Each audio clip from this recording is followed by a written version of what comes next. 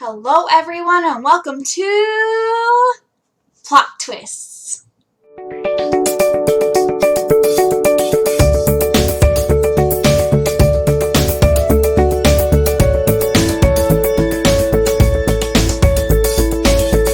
So today I'm going to be doing my February wrap-up. I know we're a little into March already, but things have kind of been crazy for the last week, so here we are.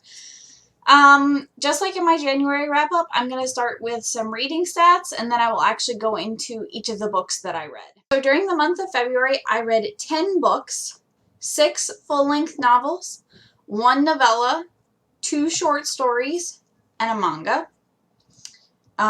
7 of the books I read were in print, 2 were digital, and 1 was an audiobook. I read 3,573 pages, which gives me an average daily page count of 127.6, which is on track for my end-of-year goal, which is great. Of the books I read this month, 2 were sci-fi, 4 were fantasy, 3 were mystery/crime related books, and then 1 horror novel. My average rating this month was 3.8 stars. I had 1 3-star book, 4 3.5-star books, 3 4-star books, 1 4.5-star book, and 3 5-star books. I'm going to talk about these in, for the most part, the order that I read them. Yeah, without further ado, let's go ahead and get started. First book that I read this month was EXO by Fonda Lee.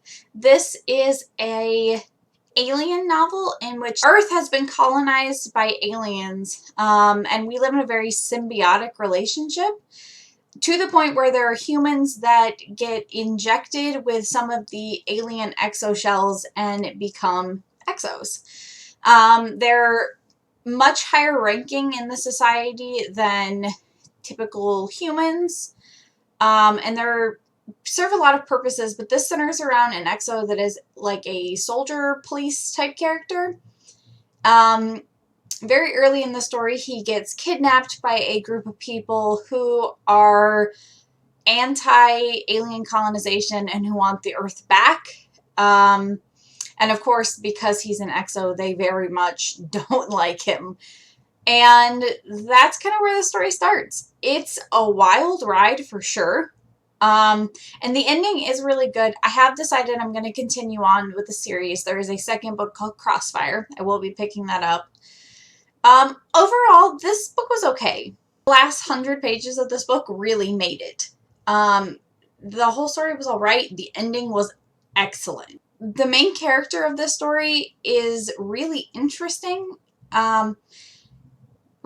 Seeing the world from his perspective, I can't super explain why without it being spoilery, but given that he is kidnapped, he is really caught between these two worlds and is trying to basically find the line to connect them to some degree, and that was really interesting to read from that perspective. Human bodies enhanced with alien exoskeletons was really interesting, but I wanted more of a sci-fi explanation from this. It was basically like, oh yeah, there's a surgery and it's there. And I'm like, but how? What's the behind that? And for that reason, this read more like a fantasy novel than a sci-fi novel. Kind of in the same way Star Wars does. So that was cool, but it really wasn't what I was expecting going into this, and that's why I think a good portion of it was more disappointing. I think if I had gone into this thinking, oh, this is an alien fantasy novel, I think I would have liked it a lot more. For that reason, I did rate this 3.5 stars. Like I said, the ending definitely made it. I was really not feeling it for most of this book. But I think most of that comes from my perspective. I think if this sounds interesting to you and you go into it thinking this is going to read more like a fantasy novel, I think you'll really enjoy it. The second book that I read this month was Warbreaker, and I've already done a full review on that, which I'll link up in the cards below. I did end up ranking, just as a quick overview, I did end up rating Warbreaker 4 out of 5 stars, only because the ending was really exceptional. And like I said, if you want more of my thoughts. up here. Okay, the next book that I read last month was Mexican Gothic by Silvia Moreno-Garcia. This book is a wild ride.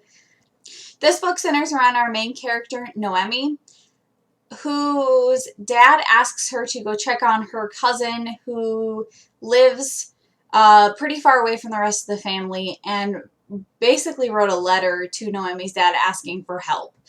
She and her husband live in his family estate, which is very much out in the country in Mexico. And this house is weird. The people, the family in it is kind of weird, and the way they live is definitely weird. When Noemi gets there, she is rarely able to see her cousin unless it's scheduled, and everything just feels really off about what's going on. So she decides that she's going to stay and investigate, and what she finds is absolutely insane. This is a book that I would say I never in a million years would have called where this story was going. And honestly, if you did, I definitely want to hear about it. Comment down below if you saw this ending coming, because I would love to talk about that. I did want to make a note with this book that was not given to me in particular.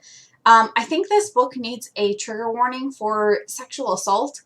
Not that it necessarily occurs, but there are some situations in which it gets very uncomfortably close, and I kind of wish that I had had that. Maybe that's a little bit of a spoiler, but I think if that's something that potentially triggers you, I think it's important to know. Overall, my thoughts. The setting in this is sufficiently creepy. Some of the characters are sufficiently creepy. It was very much what I was expecting out of a horror novel. I've never actually read a horror novel before, and I thought that this was a great example of what I would expect that to be like. Overall, Noemi is a really interesting and dynamic character, being that this book takes place in the 1920s. She's very independent, very much a go-getter, and she actually only agrees to go out and check on this house because her dad promises her if she does, she can start to attend a master's program to study anthropology, I think? I don't quite remember, but that aspect of the story is also really interesting. I don't know. I really enjoyed this. If you're looking for a wild ride horror novel with lots of plot twists that you don't see coming, highly recommend this. I rated this 4 out of 5 stars. The next book that I read this month was House in the Cerulean Sea by TJ Klune. I was really nervous that this book would not live up to the hype because it is super hyped on BookTube. But dang if this book wasn't incredible. This book centers around our main character, Linus, who works for a Department of Social Services type situation, but specifically for magical children or children with some sort of magical powers. So his job is basically a social worker. He goes out to check on them to see the situations of the house, to make sure that they're in an appropriate placement, and to make sure that they're really being cared for. One day he gets called up to the upper offices of his building and is asked to go on a very secret assignment to check on a house that includes some of the most dangerous magical children in the world. And that's the basic plot of this book, is his learning about these particular children to figure out and write a report as to whether their caretaker is a fit caretaker. The story has some of the greatest characters I've ever read. I will say that I think my perspective is a little biased because this book hit very much close to home. I am a psychologist, and there's a lot of aspects of this book in terms of working with kids that I very, very much related to. Seeing this society that views all of these children as dangerous, and don't get me wrong, some of these kids have very dangerous powers. But at the end of the day, they're still kids. And I really liked the story address that. Linus also goes through a lot of character development in this story. Where he starts in the beginning and where he ends are almost two completely different people, and I loved watching that progression. I also really enjoyed the individual personalities of each of the children and some of the other people from the island and how they interact and how that works. I also really liked how realistic this novel felt for a fantasy novel. For a novel that took place in situations that clearly could never happen, this was still extremely relatable. The characters were relatable. The children were definitely relatable. And I thought the development of the characters was really organic. This definitely reads as a character-driven story more than necessarily a plot-driven story. Not that there isn't plot, but it's definitely more about these characters. Overall, I'm predicting that this is going to be one of my top 10 books of the year. Hands down, no questions asked. If I could rate this 6 stars, I would. In my reading journal, I actually wrote 5 stars, and then there's a little 6-star, basically indicating that it's one of my top books so far.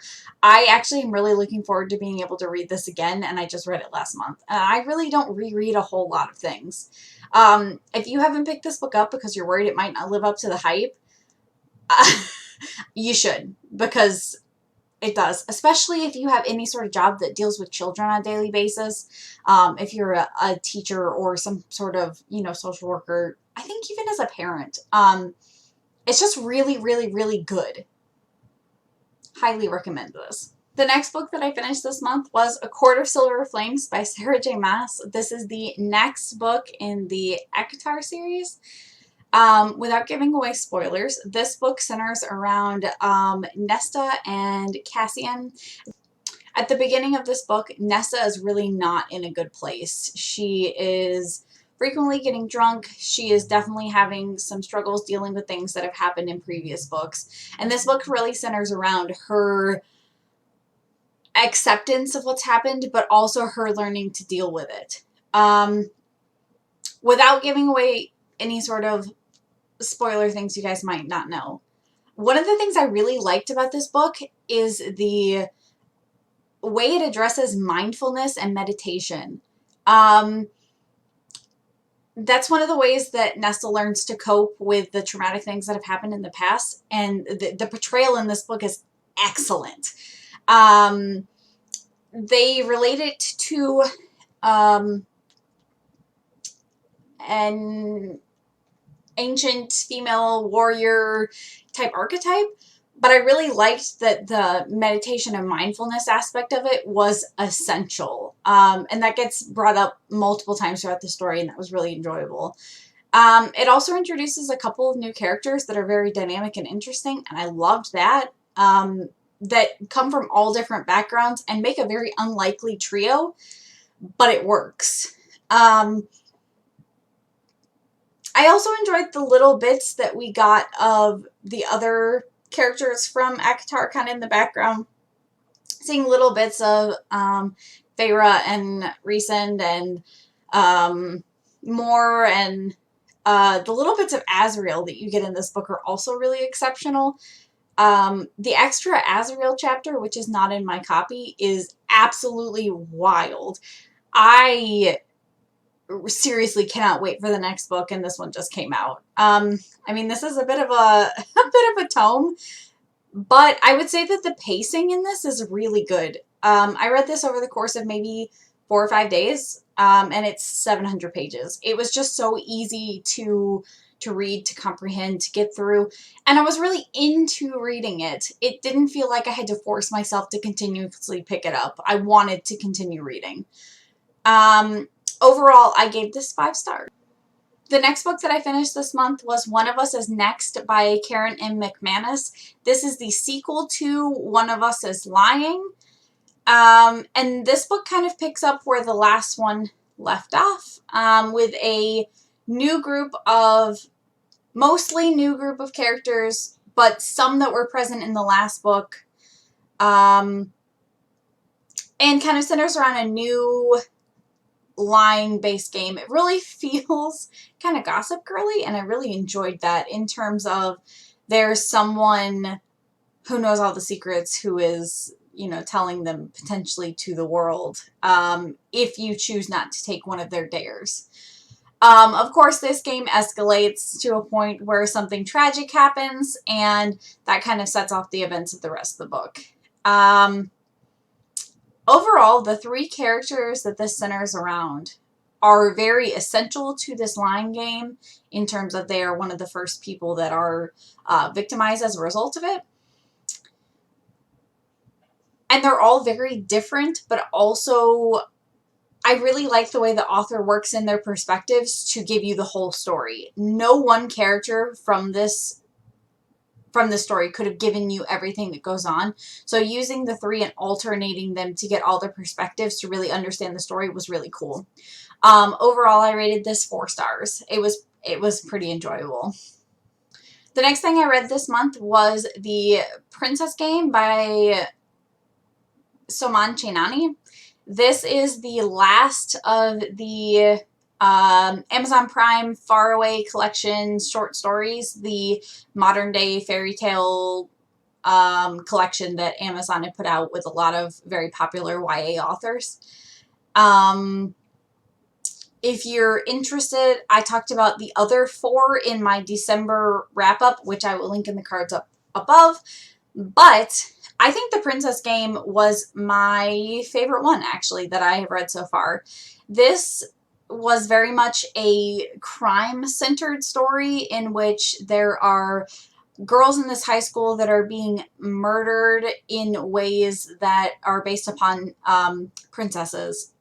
For example, you know, a Sleeping Beauty based murder might have something to do with a spinning wheel, hypothetically.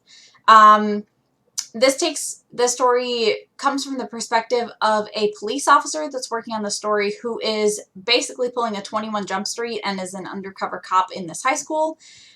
And that perspective is really interesting. You also see not perspectives, but you also see 5 different boys that attend this school that are potential perpetrators. And you also see an older cop that has been posing as a teacher that the younger cop is working with. This was a really good short story for a fairy tale based retelling. It was very dark, but it was really, really well written. It's only 53 pages, and if you have Amazon Prime, it's completely free. I highly recommend you check these out. They're a good time for a short story. They all have audiobooks with them that you can listen to for free. I don't know. Overall, they were good. Especially this one. I rated this 5 stars. Highly recommend you check these out. The next thing that I read last month was one of the Brandon Sanderson Cosmere short stories, Shadows for Silence in the Forests of Hell.